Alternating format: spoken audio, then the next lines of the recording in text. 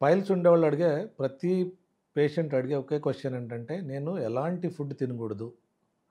ఎలాంటి ఫుడ్ తింటే నాకు ఈ పైల్స్ పెరుగుతాయేంటి అని అడుగుతారు.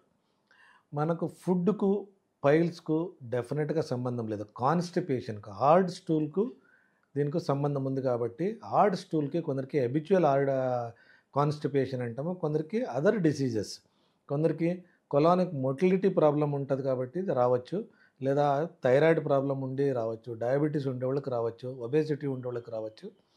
సో, ఇలాంటి వాళ్ళు మనము ఫుడ్ మీద డెఫినెట్‌గా ఎక్కడ రికమెండేషన్ ఇది తినొద్దు, అది తినొద్దు అంటే నేనొక్కటే చెప్పేది ఏంటంటే, మనము చాలామంది అంటారు, "సార్ చికెన్ తింటే నాకు ఎక్కువైతది, మటన్ తింటే ఎక్కువైతది, వేడి పదార్థాలంటని."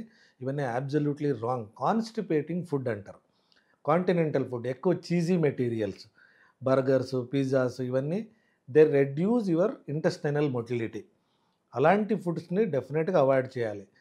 చాలామంది మీరు చూశారు పర్షియన్స్ గానీ, ముస్లిమ్స్ గానీ ఫుడ్ వాళ్ళు చికెన్ గాని ఏది తినేటప్పుడు 1 ప్లేట్ చికెన్ ఉంటే 1 ప్లేట్ సలాడ్ ఉంటది.